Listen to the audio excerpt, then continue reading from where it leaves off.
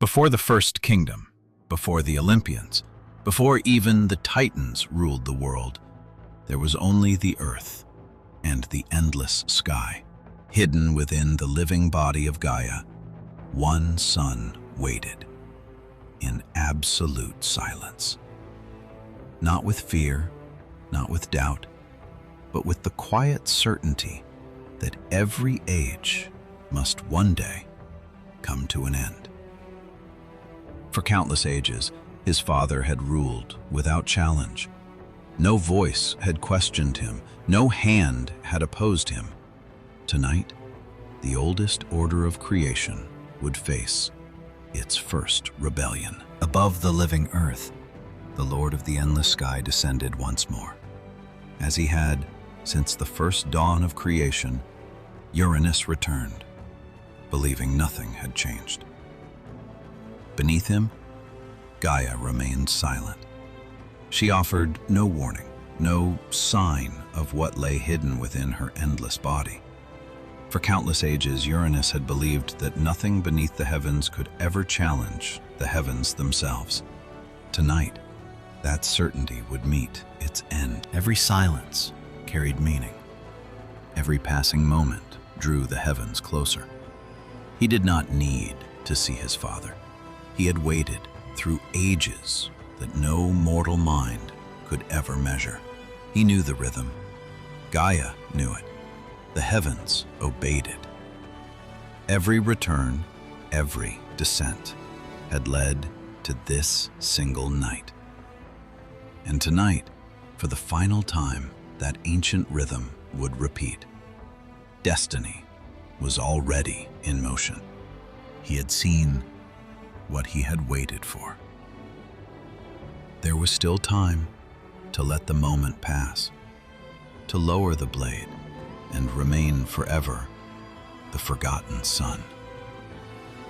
But every choice shapes the world that follows. The adamant sickle carried more than a weapon's edge. It bore Gaia's hope, the suffering of her imprisoned children, and the courage to challenge what had always seemed eternal. But some choices, once placed into your hands, can never be returned. The youngest Titan had already chosen. The choice had been made. There would be no second dawn for the world that had existed until now. Above, the endless heavens drew ever nearer. Below, Gaia remained perfectly still. Between them, one sun stood ready to divide one age from the next. For ages beyond memory, no voice had ever challenged him. No hand had ever dared to rise against the heavens. He was the living sky, endless, eternal, beyond all doubt.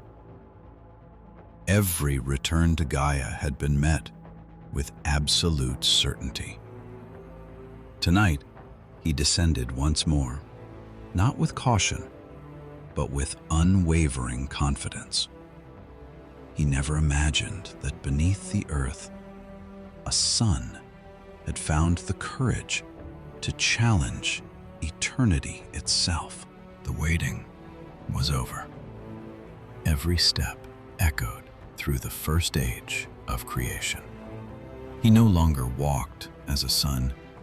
He advanced, carrying the hope of Gaia and the burden of those still imprisoned within her. Above the living heavens remained utterly unaware. Above the world, the Lord of the endless sky continued his descent, as he had since the first dawn of creation. Every return had affirmed his dominion. Every age had strengthened his certainty. The heavens had never known another master. Tonight, Uranus descended with the calm assurance of one who believed eternity could never change. Yet below, history was already waiting for him. For one final heartbeat, creation held its breath. No voice disturbed the endless stillness. No wind crossed the living heavens. Even time seemed reluctant to witness what would follow. Slowly, the adamant sickle rose toward eternity. In that single moment, the oldest kingdom stood upon the edge of its final dawn. For the first time since the dawn of creation, a son stood before his father, not in obedience, but in defiance. No words were spoken. None were needed. Father and son faced one another as the world awaited its first great change. Then the first kingdom fell. The endless sky was no longer beyond change. The heavens cried out, not in anger, but in agony.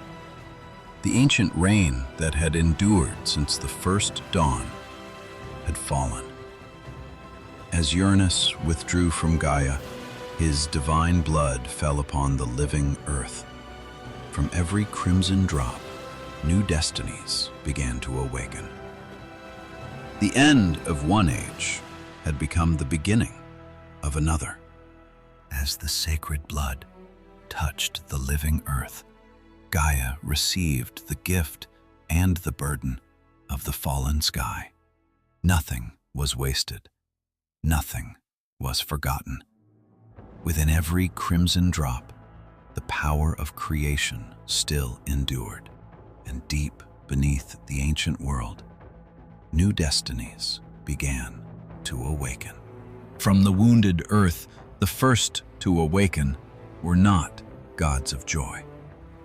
They were the Erinyes, ancient daughters of blood and justice, born from a crime that could never be forgotten. From that day, every oath, every betrayal, and every drop of innocent blood would forever answer to them. Yet Gaia's labor was not complete. From the same divine blood, another race was born. Not judges, but warriors. The mighty giants, children of the wounded sky and the living earth. Their footsteps would one day shake the very foundations of the world. Yet from the same sacred blood, life took another form. From the ancient ash trees came the Meliae, keepers of the living earth. Unlike their sisters or the mighty giants, they carried not vengeance nor strength, but the quiet endurance of nature itself. Even from the deepest wound, life had found a way to bloom. Yet, the story was not over. For one final piece of Uranus had not returned to the earth. Far beyond Gaia's forests and mountains, it still fell through the endless world.